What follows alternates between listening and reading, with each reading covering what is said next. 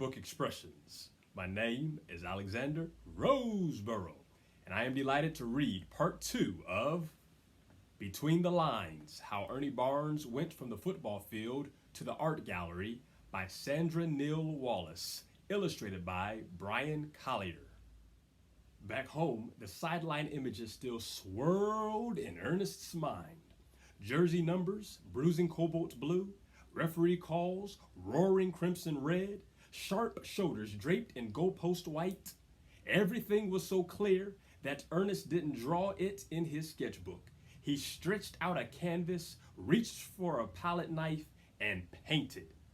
Quickly. Before the image had disappeared from his mind, he'd created his first football painting. He called it The Bench. Ernest decided that he'd never part with it.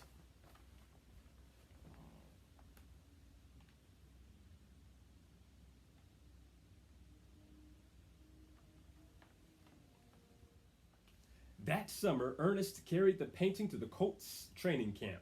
A reporter caught sight of it and wrote about it in the newspaper. He called Ernest Ernie, and the name stuck.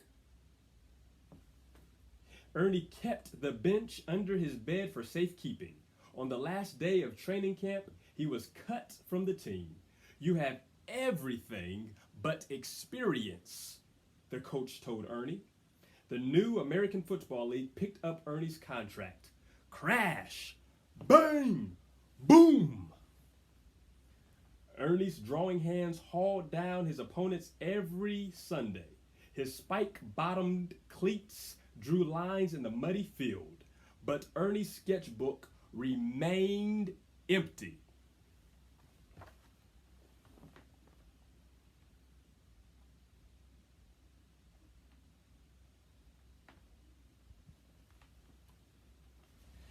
In a magazine, Ernie read "I Am a Negro" by Paul R. Williams. "Negroes, wake up!" Williams wrote. "Real emancipation lies in your own intellectual effort." Ernie did not want to take his freedom for granted. He thought about his wish to be an artist. Ernie longed to paint, but his fingers were too swollen from blocking. When Ernie broke his hand in a game, a cast was put on so that he could still play. Even so, the coach dropped Ernie from the team.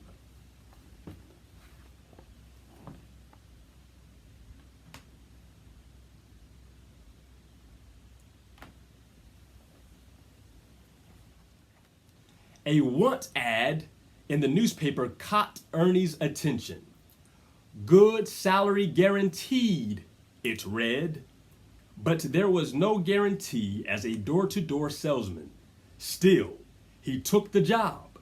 He challenged himself to learn 8 new words a day. With every doorbell he rang and each door knocker he knocked, Ernie added more words to his list. He sold brushes and cosmetics. Then he told his customers why he wanted to be an artist, and they listened.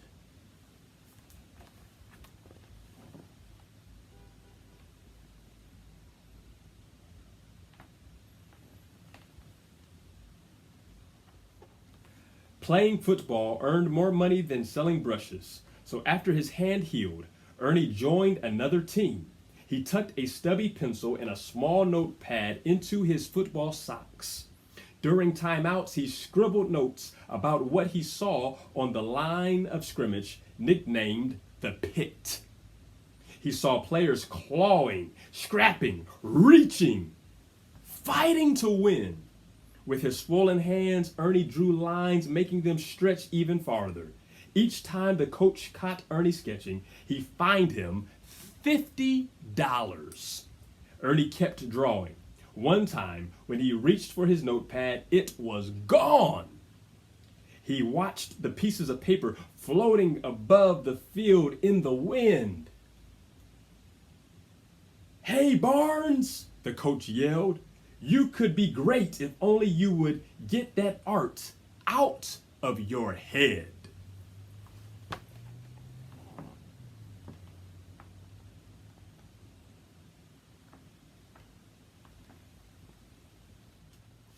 In the last game of the 1964 season, it rained. The field turned into mud, painting mud. Ernie studied the uniforms covered in muddy brown, linemen surging, blocking stilly blue, clashing bodies, stinging bloody scarlet. He followed the rain up to the brooding sky, listening to the roar in the stadium. He imagined the players as gladiators in a coliseum, wearing coats of armor, fighting for their lives. Ernie had to paint the story. After the game, he told his coach he was finished playing football.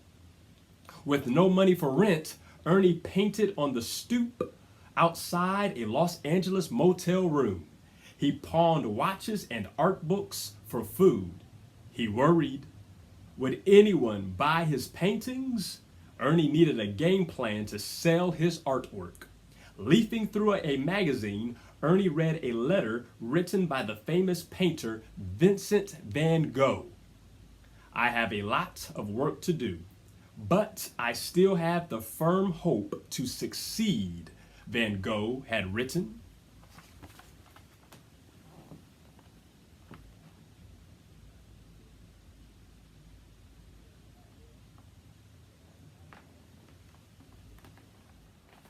Encouraged by Van Gogh's words, Ernie came up with a brilliant game plan.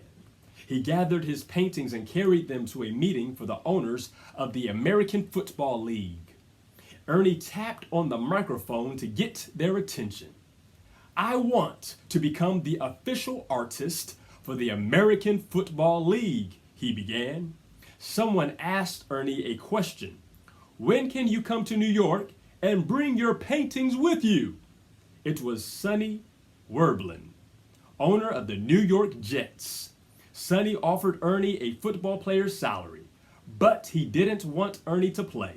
He wanted him to paint. Then Ernie would have his own show in a New York gallery.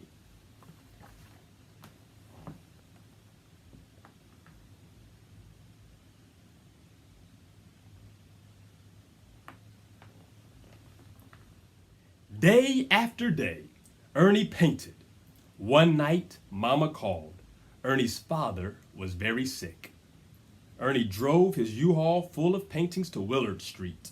He wanted to go home to see his father one last time. In the backyard, the fence his father had built sagged, a withered gray. Ernie leaned his paintings against it. It was perfect, Ernie decided. Ernie framed his paintings with pieces of his father's fence and drove back to New York City. On the opening night of Ernie's show, the gallery buzzed with activity. Visitors marveled at what Ernie had painted.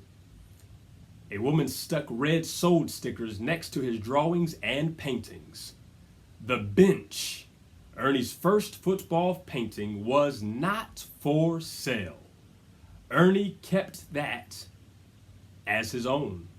For years afterward, Ernie's drawing hands painted stories. Celebrities, art lovers, and athletes pushed close to admire his paintings in galleries and museums across the country.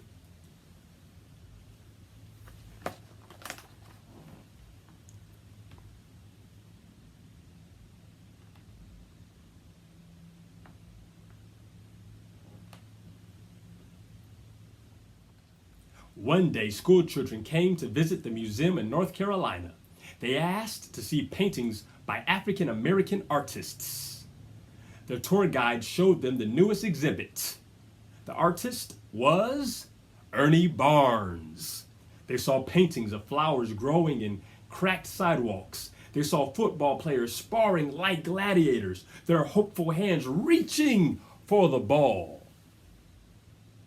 They saw dancers painted in bright dresses and blue jeans swaying to the rhythm of saxophones glinting gold. In Ernie's paintings, they saw hope. They saw struggle. They saw beauty.